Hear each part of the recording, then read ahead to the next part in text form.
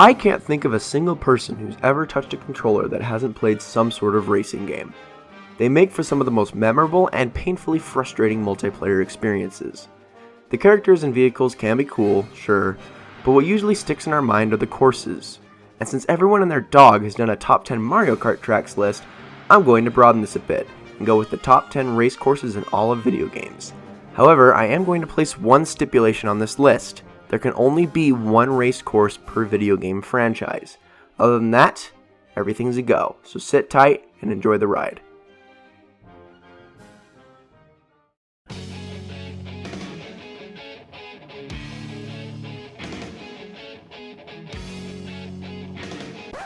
Wait, no, wrong one. Aha, here we go, Motorstorm. One of the most underrated racing series I've ever played. These games are downright cool, and although it's not quite as well loved as Pacific Rift, I think Motorstorm Apocalypse is the best entry in the series. Just imagine racing in absolute mayhem with dynamically shifting courses. It's a blast, sometimes literally.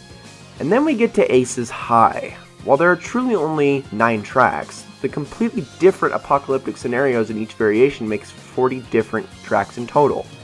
Ace's High is the most hardcore version of the Skyline location, which is downright insanity in its own right. You're riding across the rooftops of skyscrapers at speeds of over 100 miles per hour while the buildings are collapsing and burning around you, and it's completely nuts. This course is stuck in my mind so vividly, and every time I pick up the game, I have to race it. There are so many ways to screw up here, and it's all down to your reflexes and skill. I really like this game, but I adore this level. It's a pure adrenaline rush.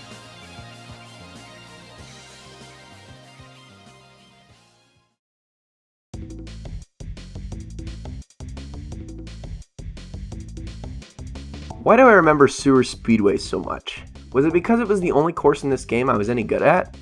Probably. While I don't think this game is quite as legendary as Diddy Kong Racing, Crash Team Racing is still an awesome game, and one of the best that the PlayStation 1 had. I was never able to get very good at it, but I'll be damned if I could possibly forget this course. Sewer Speedway was cool. While it wasn't the most attractive in design, it was fast-paced, full of great shortcuts, and nothing less than exciting. The damn barrels, though. The music was pretty awesome too. In fact, this tune is the definitive Crash Bandicoot tune in my mind, and that's really all I got to say about it. Why are you still here? You know, the door's open, you can go. You can go now. Go!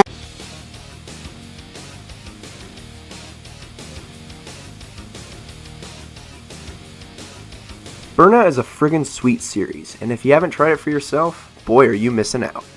It's a racing game based as much around the concept of winning the race as it is around taking out other players. And not with items, no, but with the only resource you've got, your own car.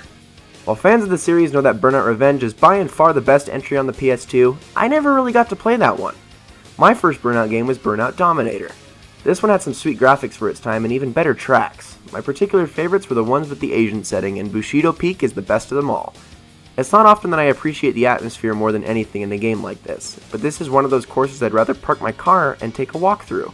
It's a gorgeous setting, and it's also tight. Much tighter than most courses in the game, which makes for some seriously interesting gameplay. Just be sure to practice your drifting before you careen into this one, if you know what I mean.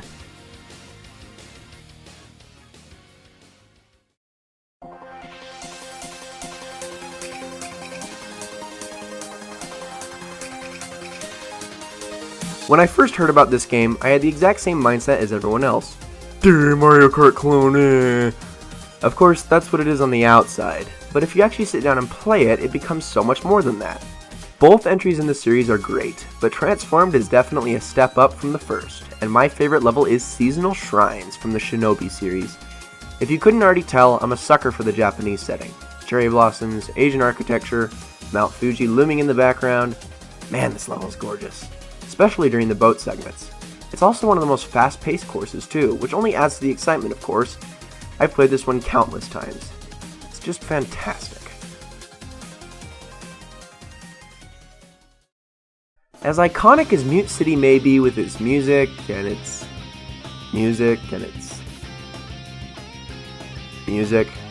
the courses themselves, while memorable, aren't quite as charming as some of the few of the other courses in this series, like Big Blue for instance. Though most people remember this as the level that nobody liked from Super Smash Bros. Melee, The actual race course in F-Zero GX is downright perfect in both atmosphere and design. Oh, and it's tough too. Not as tough as Ordeal though, which is why I'm not talking about that one, but Drift Highway instead. Oh, and I'm still waiting on that next F-Zero game, Nintendo. You can stop adding more Fire Emblems to Smash and give me F-Zero, please.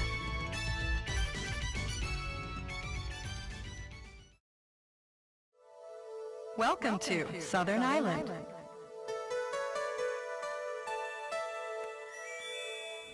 Crap is about to go down. Wave Race 64 was like a must-own for any fan of the Nintendo 64 back in the day. It may have been the most atmospheric game on the system, and it's still a blast. And Southern Island is practically this game's logo. I mean, there's also Dolphin Park, but that's not really a race course. The music in this game is probably the happiest, calming, and simultaneously intense at times of almost any game I know, and it really sends a nice mood. As far as Southern Island is concerned, it's tranquility at its finest. When you're not busy running into walls and missing shortcuts that I can never seem to execute like I could as a kid. Plus, this was always the final level, no matter which difficulty setting you played on, so it always came down to this one. Not like this game is too challenging or anything, but still, there was always something mystical about it.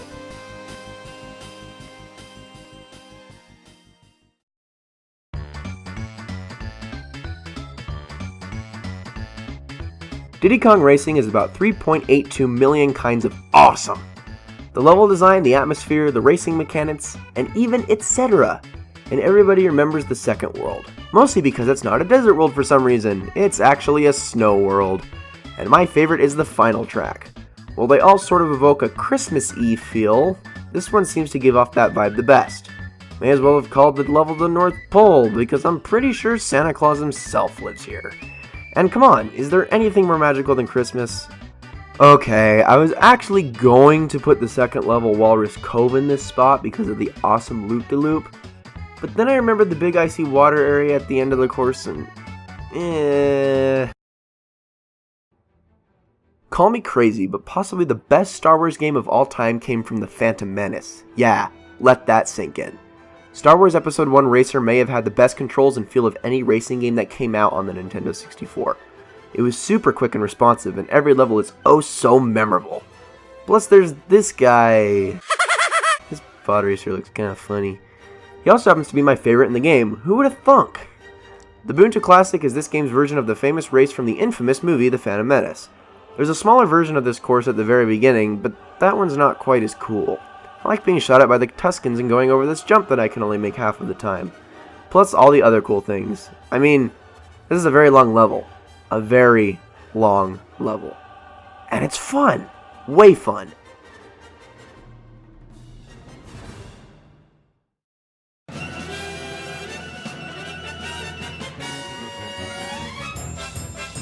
As good as the Kirby franchise is, I think my favorite entry may be its racing game, Kirby Air Ride. I played this game for countless hours growing up, and all the levels were downright awesome. Fantasy Meadows was nice and easy, but pretty cute. Celestial Valley could be beaten without even touching your controller. Sky Sands had the most rocking music. Magma Flows was intense and even sorta intimidating. Beanstalk Park was majestic and felt a lot bigger than it was. Machine Passage was balls to the wall adrenaline, though I don't think Kirby has balls. And the later unlockable Nebula Belt is still to this day probably the most amazing looking thing I've ever seen on the GameCube. But my favorite of them all is Checker Knights. I actually liked this level the least growing up, but have come to realize how awesome this course really is, with all of its little secrets and tricks to exploit, not to mention how mesmerizing the whole underwater city thing is that they've got going on. It embodies just about everything I like about Kirby Air Ride, except the city trial part, cause you know... There are so many good race courses in the multitude of racing games the industry has offered us, but I cannot for the life of me think of a single one better than this course at the number 1 slot.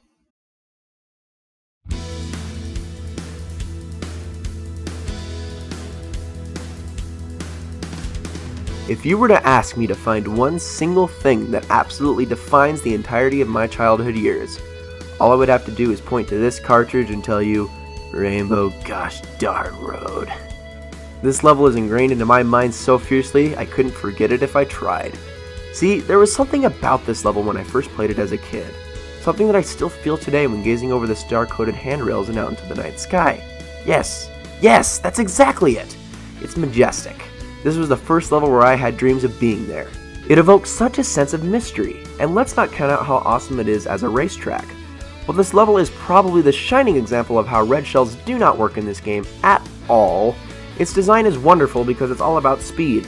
Items can be useful, though not all that often, but I think that's what I like about the 64 version so much to begin with. Items are only a small gimmick that can give you a slight edge over someone who wasn't racing any better than you were.